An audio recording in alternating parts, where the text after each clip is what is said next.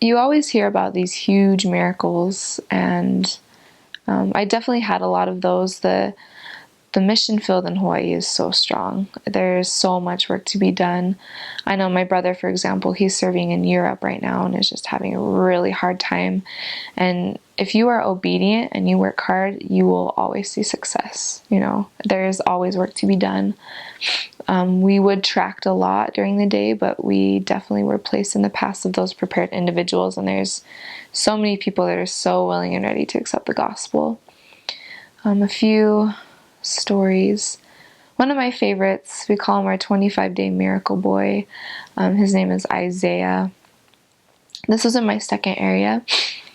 We were doing a training for a zone conference, and we were in the chapel, and my companion was working with the elders. She was a sister training leader, and so we were there. It was like the middle of the day. We wouldn't usually be there. We used our dead time to prepare for that meeting. And one of the elders, he had started his mission in that area. They had whitewashed, or they had cleared out the elders and put sisters in that area. And so we were just sitting there, and we were about to leave for lunch when we heard like a pull at the door, and the doors were all locked. It was in the middle of the day. The church was never really open. And the elder went out, and he noticed this man, and he was pacing back and forth, like really worried, like. And the elder said, "I know that guy. I met him when I was in this area." And we're like, "Oh, awesome. You can introduce us." And they were gone for a while. We actually went to go get food and get the elders some food. And so after we had done that, the elders came back and said, "You have to come. You have to come right now." And so we walk into the chapel, and I love Waimea Chapel. I've never seen one like it. It's so open, and it has open beams on the ceiling. It's just a beautiful place. And we walked in, and all the lights were on, and here sits Isaiah, this man. He's on the pew, and he's just in tears. And the elders just explained how he had just hit rock bottom in his life. His girlfriend of 10 years just up and left him, and he was a big alcoholic. Alcohol and drugs are a huge issue on the islands, as well as married or living together before marriage. So he was just really just at the lowest of low, and this was during Thanksgiving time. So the elders were able to give him a blessing. And this certain elder that started his mission in this area, it was actually the first door he had knocked on his entire mission, was this man, Isaiah. And he was what they call an eternal investigator. The elders would come, he'd give them food, he'd talk to them, but then he'd shoo them away. But he was humbled at this point, and we gave him a Book of Mormon, and he's a big hunter, so we gave him Ether to read. Or not Ether, I'm sorry, Enos to read. And he was so grateful. And we were able to get his contact information, and then we felt that we needed to commit him to baptism right on the spot. And usually I'm not I'm not like a, first time, let's just get this done, but we just both felt strongly, so we did, and we committed him to baptism on the 28th of December, and this was, I think, on the 6th or 7th of December. And he readily agreed, and the next day he called us, and he said, "Well, I read Enos, and I also read a couple books, and I think I'm in 4th Nephi now." And he just was cruising through the Book of Mormon, and every day we'd go out, and he'd be sitting outside. It was just a beautiful area that he could sit and read his scriptures, and he literally was just able to turn his life around in such a short amount of time. And currently I still keep in touch with him, and it's just a miracle every day that he was actually looking for God. And he went to all the churches. They have what's called Church Row. And he went to all the churches. He had prayed. He had talked to the pastors. And he was turning around on the highway going home. And then he remembered, the Mormon church. Because Mormon church was off of Church Row. And then he just made a U-turn on the highway. And lo and behold, there we were. And if he would have been 10 minutes later, he would have missed us. So he was, we call him our 25-day miracle, just as golden as you can get in an investigator. And still to this day, we keep in contact, and he's just so grateful for the gospel. And it's just amazing to see how the Lord, there's people that are prepared in that short amount of time. But on the other hand, there's people that aren't prepared for a very long time. In another one of my areas, this was in Honolulu, there was a family. They were a part member family. The wife and children were all active, but the dad was a non-member, and he was about 64 years old. And he had never let elders in his house, or missionaries in general. He had never let missionaries near his house. In Hawaii, there's a lot of beware of dog gates, and you got to beware of dogs because usually they have big old pit bulls behind those fences. So his area was just completely fenced off, no trespassing, violators will be shot, all these signs.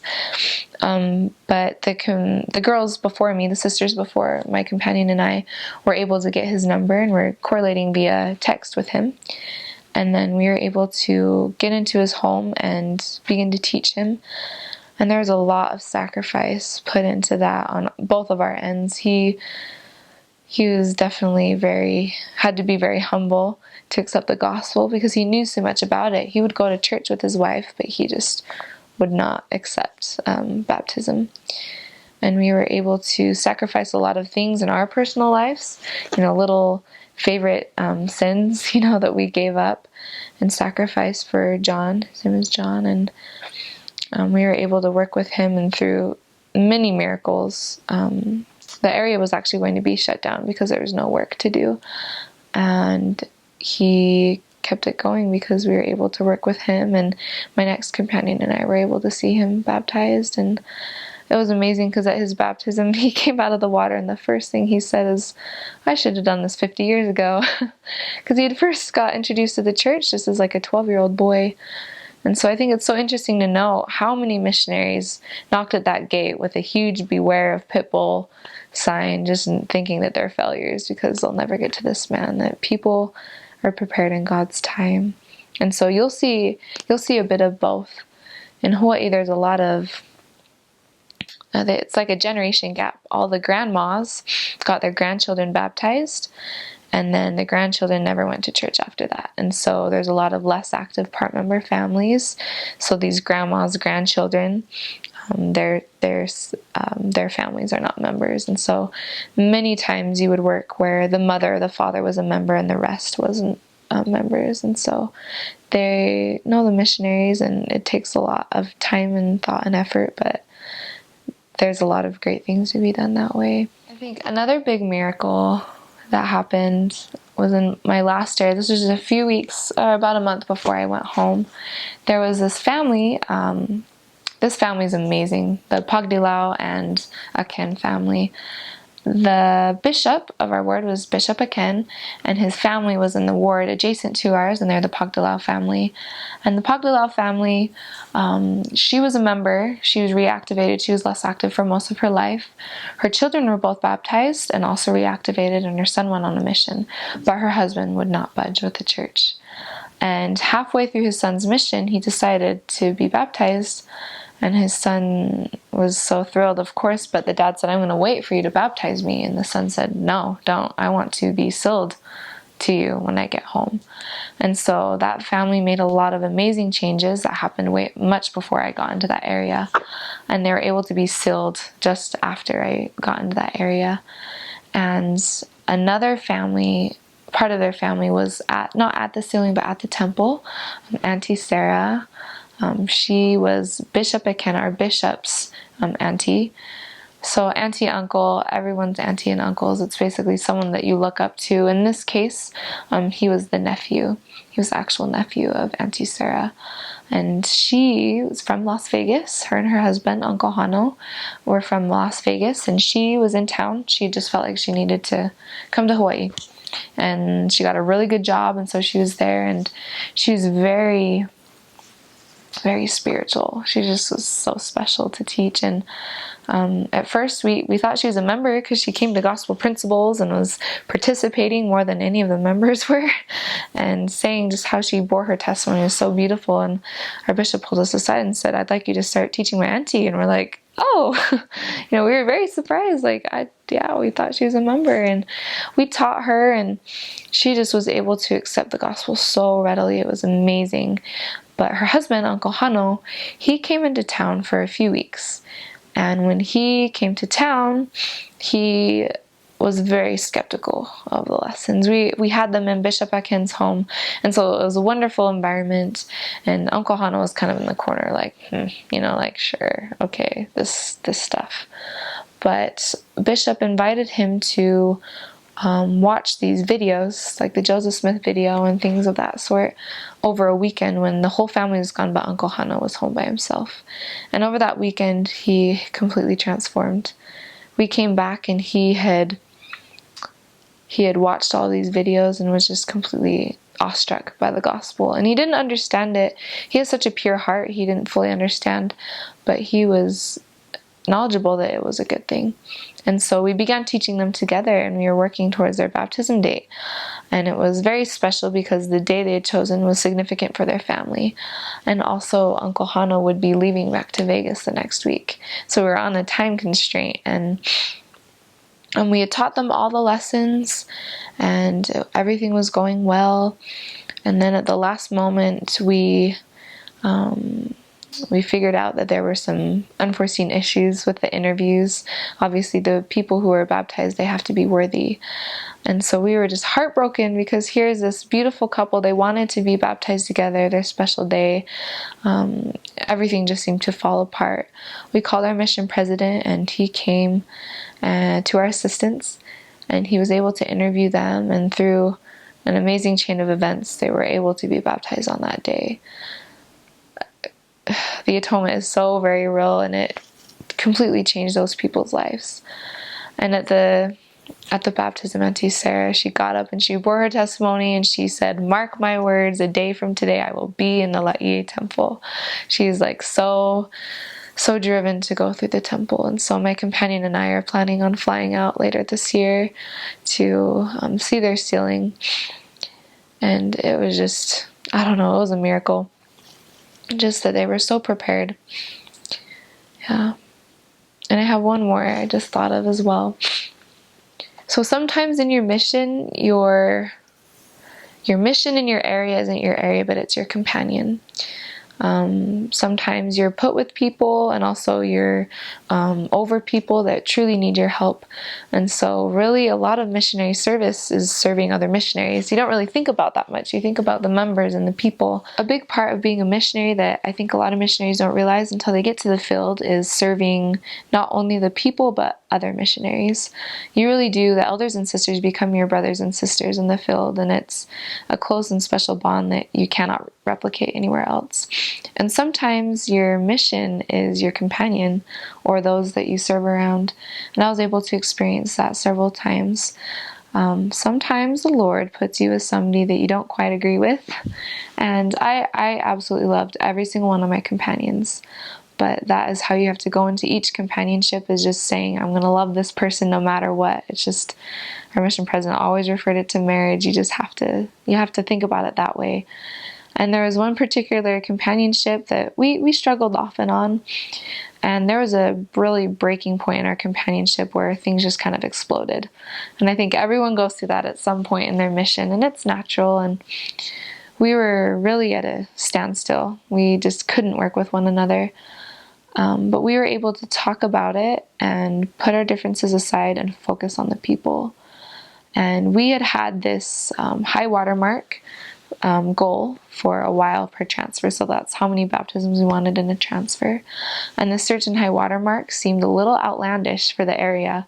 It hadn't seen too much success before us, but we had just kept on feeling like we needed to put this certain number to be our goal. And it was the beginning of our third transfer together. So I learned this lesson: if you don't learn your lesson with your companion, the Lord will keep you with them for a longer amount of time until you learn. But that was literally one of the most amazing, miracle-filled transfers of my mission. And it was because we were truly able to forget about our differences, like little petty things that bugged us about one another. And whenever something was brought up, we just put it aside and we said, for the people, it's all for the people. And the Lord literally put that many people of our high water mark in our paths, and we were able to baptize our goal. And that not only strengthened my testimony of companion, unity, but also of goal setting. It's such an underlooked, I think, principle of the mission field. You can accomplish anything. You really can. Even in an area where people say it's dead, there hasn't been work there. The people there are not wanting to work with the missionaries. It's all about your attitude. I know that's super cliche, but if you have the right attitude going into it, you can really see miracles. That area did not see that many miracles afterwards. It was definitely a huge just explosion, and then it went back down again. And I don't feel like it's because my companion and I were good missionaries. That's not it at all. It was because we were able to humble ourselves, and the Lord put those people who were ready for us, for the gospel. And so I think you just always have to have that good attitude throughout your mission. Days are going to be hard. I was just talking, I actually am rooming with my MTC companion now, and we were talking about how we wish we could go back to those long days where we wish that it would be over, because those are the character building days. When your makeup, your mascara is down your cheeks, and you have sweat down your back, and your feet are black from walking, and you have a sunburn on your forehead, and there's bees everywhere. I don't know, just like any sort of situation you can think of. It's so worth it in the end. And that's when you see the true miracles, is when you put aside everything else. I mean, people say Hawaii is paradise, but it definitely has its ups and downs, just as any other place. And so just putting that aside and just being ready to work, it's not a vacation, as many people say. It definitely is a mission, and a mission worth fighting for. And I'm so glad that I was able to work hard throughout my mission to see those miracles, because, again, they didn't come because of my skills. I was not very knowledgeable in the scriptures. I still am not, and preach my gospel. I've never been book smart. I'm not great at talking to strangers, but it's because I was able to humble myself that the Lord was able to use me as his instrument. So